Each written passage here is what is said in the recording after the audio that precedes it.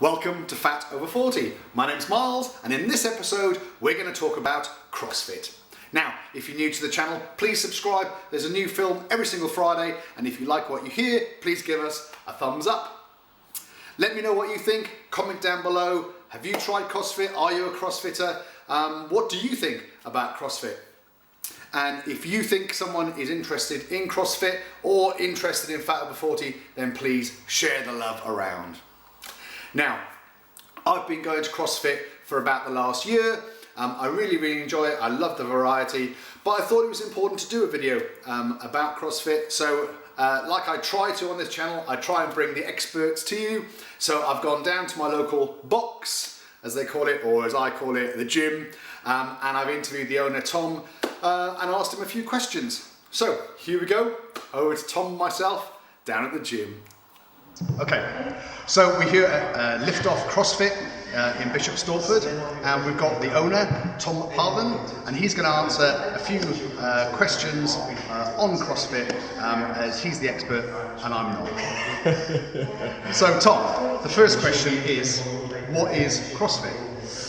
Well, CrossFit really is a fitness program aimed at getting anyone fitter. Okay? We believe that anyone can walk into our doors and we'll get them fitter in some way, whether you've been playing rugby for your whole life and you're sort of like an elite athlete, or you're someone who's never trained before. We target all aspects of fitness, so anything from aerobic training to strength training to power training, and we use functional movements to do that in a fun and varied way. So every time we walk into the gym, we're doing something different, and that keeps the mind guessing and it keeps the body guessing. And I would say that's the quickest way I can explain what CrossFit is, which is the sort of golden question. For me, the thing I found the best thing about CrossFit is the variety. Yeah. Like every time you come, you look at the board and it's something different to the day before or week before, and the programming. So yeah. Most common comment I get when people come into the gym as sort of like brand new members is they're bored of the routine of not knowing what they're doing and doing the same things again and again because they don't know what else to do. Yeah. And also having no one there to coach them and tell them what to do, and that's exactly what we try and do. So yeah. So my channel is all about being fat, I guess. So my channel is all about being fat. So why do you think that people like me, fat people, why do you think CrossFit is good for people that are overweight? Well, people who are overweight, they need to do two things. They need to get the nutrition in order, and they need to exercise. And exercise is probably the scariest thing for a lot of people because you go into a gym and it's full of young, fit, trendy people. And if you're a little bit overweight, it can be very easy to sort of let a lack of self-confidence sort of take over and prevent you from doing that. And I think the biggest thing that we've got here is a community of supportive people. And so you come into the gym and there's no judgment, doesn't matter what you look like, what your fitness level is, you are treated exactly the same as someone who's been training their whole lives.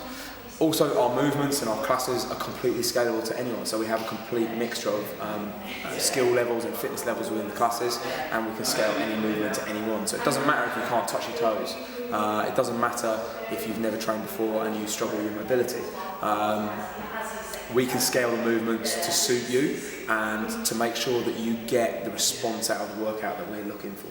And one of the most important things is a lot of people, when they try and lose weight, is they'll often go into a diet which is lower in calories, which is correct, but they'll struggle with the fitness element and they're not sure what to do. And actually it's really important to stay strong because the more muscle we have, the more calories we burn at rest. And also to do this sort of like conditioning side of things, and we hit all aspects of that. And you're going to do it in an environment where you're not judged for how you look or for your strength or fitness levels, and also where you're under the sort of like guidance of a professional coach at all times in small group classes. I mean, I've been doing CrossFit now for over a year, and I'm still scaling exercises, and there's nothing wrong with that. You're not judged because you're not doing the full sort of standard, which certainly helps me out a lot. I'm a CrossFit coach, and I've been doing CrossFit for like 5-6 years. I still scale movements. Yeah. I still have things that I need to work on. Yeah. It doesn't, and that's something that people forget when they come in and they're sort of brand new.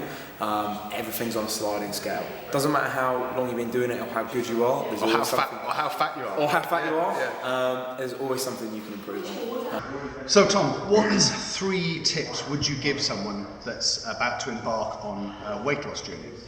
3 tips. The first one would have to be don't get sucked into fad diets. That is my personal bugbear. There's so much stuff out there now with social media being so popular, like it's constantly in your face of this diet that's lost someone like a stone in 6 weeks. What, like or something teas, like like special teas and herb life. Yeah, let's do this juice cleanse because it'll take you from like 16 stone to 10 stone in 5 days. Yeah. To me, it's all bullshit. The only way to safely and healthily lose sort of like extra weight that you're carrying is to do it slowly and gradually. So don't get sucked into those fad diets and don't expect those results overnight. Okay. Second tip would be make consistent small changes to your lifestyle, which links into the first tip of don't go into the fad diets. If you're eating 10 Mars bars a day and having like a couple of bottles of Coke and having fish and chips every night and you're not exercising, What, like I used to? like I used to. You can make very small changes gradually. If you suddenly cut out all the Mars bars, all the Diet Coke, and all the fish and chips, you're going to feel like you've made this huge change and it's going to seem massive. You might maintain it for maybe a week or so, but it's very quickly going to become very hard. So make small changes. Cut down from 10 Mars bars to 8 Mars bars a day and replace it with something a little bit healthier. Try and increase the amount of veg you're eating.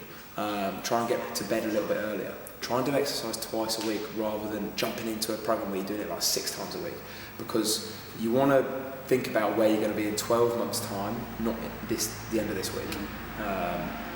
You've spent 6 to 10 years getting fat. It's not going to come off in 6 weeks. You've got to think about it as a long-term journey. And what's the third thing, Tom? And the third and final thing would be think about the commitment it's going to take and are you truly committed to it? Because if you aren't committed, there's no point. You've really got to want to lose weight or to get fitter and healthier to sort of start that journey. And if you're not committed to it, then there's really no point in starting because it's hard. I agree. Yeah. It's an up and down journey. Like you're going to have real highs and real lows.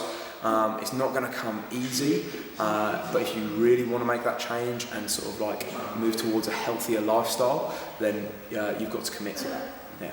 If it was easy, we'd all be thin, wouldn't we? Exactly. Yeah. One other thing I'd say as well is think about why you're doing it. Are you doing it to look better? Are you doing it so that you can live an extra 10, 15 years in your lifestyle? Write those points down and refer to that whenever you're wavering.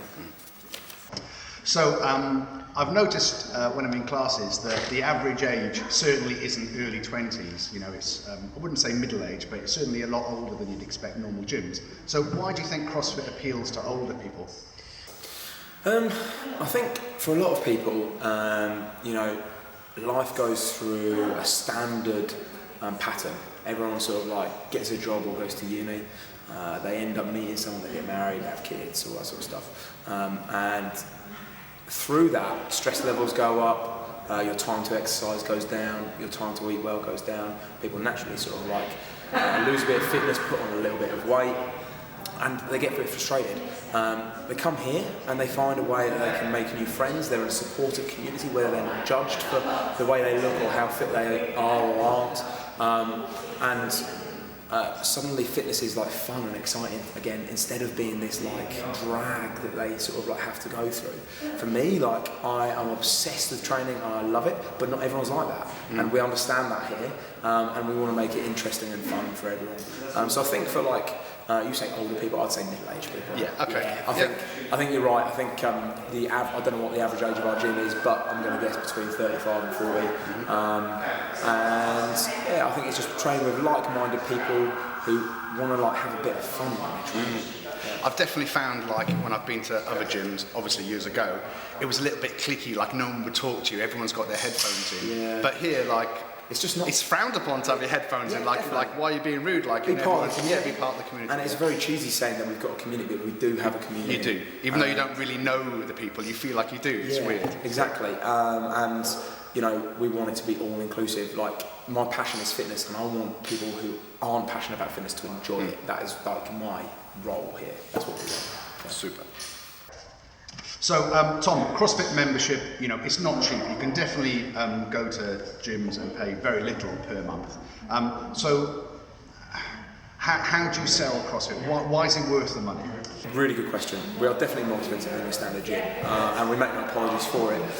First thing is we're trying to provide an excellent service, like the gold standard within fitness, and I think there's three elements to that. The first is coaching. We provide excellent coaching, and we're aiming to be able to teach anyone, no matter who you are, whatever your background is, how to do functional movements like deadlifts, squats, power cleans, so Olympic weightlifting, advanced gymnastic movements, and we can obviously scale that to whatever standard you want.